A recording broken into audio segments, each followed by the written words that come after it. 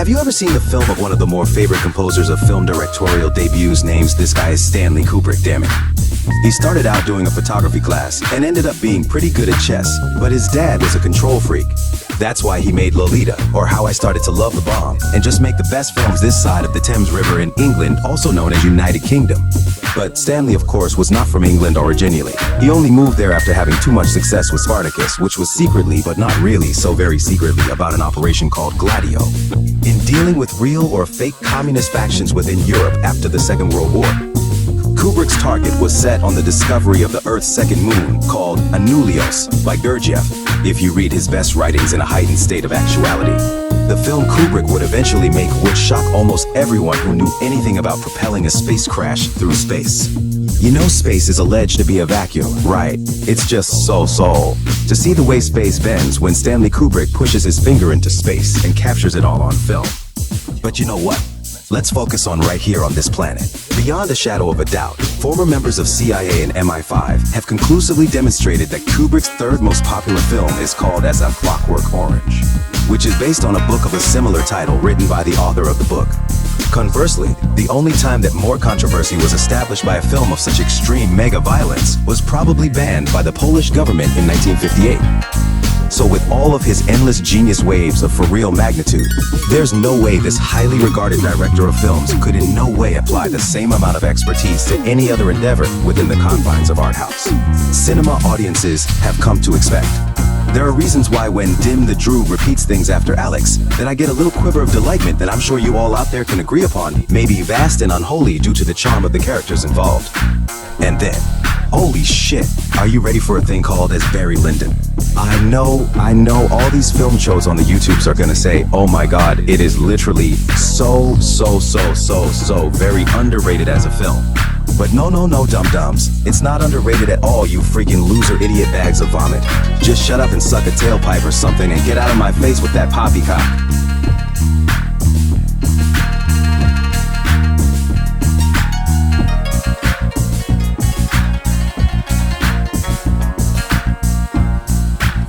For real, y'alls, I absolutely require that some sniveling film chodes tell me how, oh my god, did you know that every single frame of Barry Lyndon is literally exactly as if by a painting in the 18th or at the very latest the early 19th century by some French painter like Watteau or Géricault, or let me think here, John Ass Constable.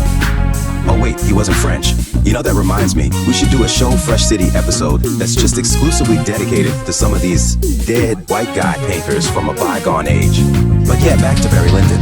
How about when the woman lady girl, played by the beautiful and talented actress we like to call Marissa Berenson? How about when she takes the poison, and that scene of her slamming into this oversized furniture and screaming all sad, like how because the poison hurts so bad, but it isn't killing her completely, and how, you know, Kubrick is like, Hey guys, what if we shoot this shot all shaky and with a handheld video camcorder similar to how we filmed the scene when Barry is in that boxing match with the big guy earlier in the film?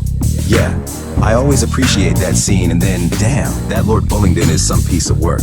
If I was him, I'd be pissed off too if some commoner upstart piece of trash from the lower classes tried to weasel into my fortune, which was rightly mine if I were an actually member of the true once and powerful aristocracy of the great Kingdom of England, you feel me?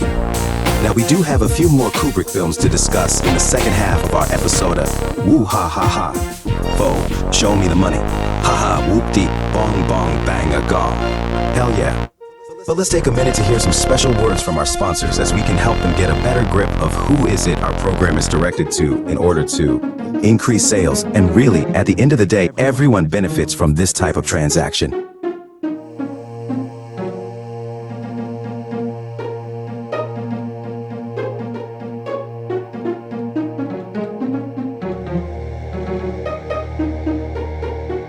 It's morning time. You wake up, you smell something refreshing coming out of the bathroom. You put your book down that you were reading. The book is called Into Thin Air by Jon Krakauer. It's about one of those Mount Everest events from the 1990s, that which captivated a whole nation. You put the book down and get out of bed, put on your slippers, and go into the bathroom because you want to investigate the smell. And that's when you remember that you and your wife, Kendra, actually made a big mess in the bathroom doing some kind of ritual magic stuff that I don't want to get into, but you know, the smell that you smell is none other than the scent of what can otherwise be known only referred to as Clorox bleach. That's right. It's the one and only true bleach that has the ultimate cleaning power for all of the tough jobs within your house, at the workplace, or even inside of some hidden cantina in the hills outside of Oaxaca, formidably located. The ultimate cleansing power of this bold bleach juice is cunningly unparalleled in history, dating back to the first shogun princes of Japan. The origins of the true nature of bleach are not only perplexing and dynamic, but frankly off-limits for many who lack access to source material documents before the 16th century. There was known to be a wellspring of bleach emanating from the polar vortex across legendary winds of time, which was covered in the book version of Hamlet's Mill, which is fundamentally one of the most compelling reads I've ever undertaken, and I reread that thing almost every 5 years just to stay acquainted with its mysteries. But as I said, Clorox bleach was one of the founding members of the very first acquisition of the powerful fluid on Earth, and even when the Druids found that Stonehenge was getting grimy with smoke and also coated with strange algae, the people did the cleaning for the Druids, also used Clorox bleach to cleanse those big monolith stone jobs there in southern England. So I ask you, if all these great people in history used Clorox, why don't you just give it a little try? I promise you won't be dissatisfied. You will not regret it whatsoever. You will become entranced by the familiar smell, and you will trust the juice to powerfully destroy so much bad germs that could honestly kill you if you aren't careful. I know some people who use it to clean their swimming pool liner. It is a light blue liner, because any other color would be so weird to look at. But these people are totally okay with using Clorox inside of the pool, and on some of the components of the filter as well. So literally, what are you waiting around for? Go get some of this amazing stuff pretty much immediately, if you want to change your life in a positive way. So, it turns out, my previous addition of a great film director to the catalog of geniuses did in fact include Stanley Kubrick. And need I remind you that I have an autographed poster of Stanley on the wall in the room where I keep my Bowflex. God, I love that piece of equipment. I polish it nearly once a week. My wife thinks I'm insane, but I spend quite a bit of time getting my muscles to glisten sweetly with delicious liquid sweat molecules. So of course, I just stare at the Kubrick poster as I pump and just keep pumping and pumping on that sexy Blowflex machine.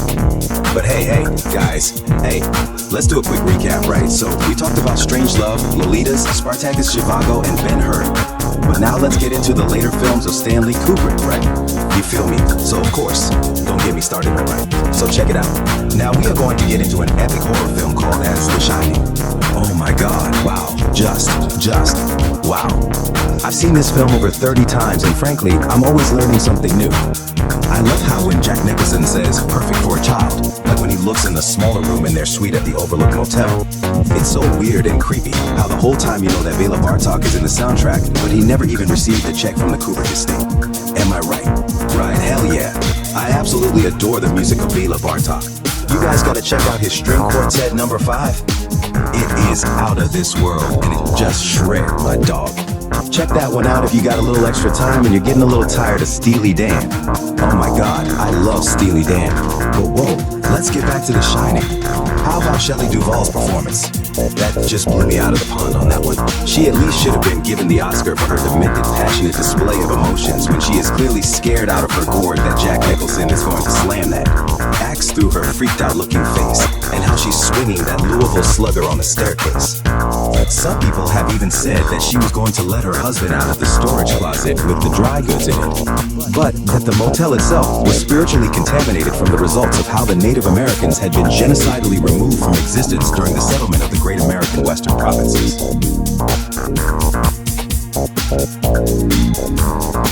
Can we begin to discuss the transcendentally powerful scope of the vastness of what is known for being the film of Full Metal Jacket? Yeah, out of sight, dementia drips into my mind caverns when I speculate upon how unquestionably developed this film has become. It is set in the time of when the Vietnam conflict was raging and tearing at the psychic fibers of the American. These guys are being recruited into the military unit of the United States wing of the armed forces. This dude we now know to be Matthew Modine gives a 5-star performance as Joker, who becomes sort of the protagonist and helps the more portly stout man played by the most tremendous actor since James Cagney. And of course I'm referring to Vincent D'Onofrio. He exudes such despair and frustration as he is hazed all up into his role as someone in the Marines who is expected to kill many Vietnamese soldiers. I don't want to give out too many spoilers, but suffice it to say that things go a little, may I say, tits up as the training programs get more and more intense and a sense of cohesion is expected to coalesce amongst the recruits. Finally, we see some true footage of a landscape brilliantly designed to appear to be in another continent than England. But Kubrick is such a genius that he only rented one helicopter for the shoot whenever. If you compare this to the 14 helicopters that Francis Ford Coppola used in Apocalypse Now, the difference is astounding. I could go on for several more weeks about Full Metal Jacket because it is so good, but it didn't get the Academy Award like Barry Lyndon achieved, so it has been slightly overshadowed by the Hollywood elite, which formidably challenged Kubrick to create the most realistic wartime film of the 1980s. But, we got one more movie to explore, and that's right, we're talking about one of the more mysterious and controversial films in Kubrick's portfolio. Eyes, W-Wide, Shut, People. Yes, Wide Shut. What a magical film for the holidays. This features His Royal Majesty, Alan Cumming, with a deft precision to portray one of the more complex characters in all of cinema.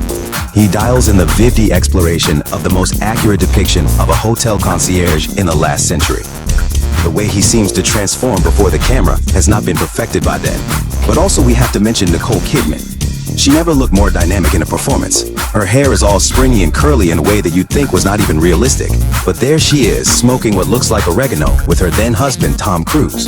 Tom looks truly perplexed when the guy in the mask asks him to kindly remove his clothes. There is what has often been called as the greatest and most natural orgy sequence in all of cinematical history. There are naked people behaving very mischievously, while a strange sort of Moroccan music style is playing in the background. But who steals the whole show? Obviously Sidney Pollack. Wow,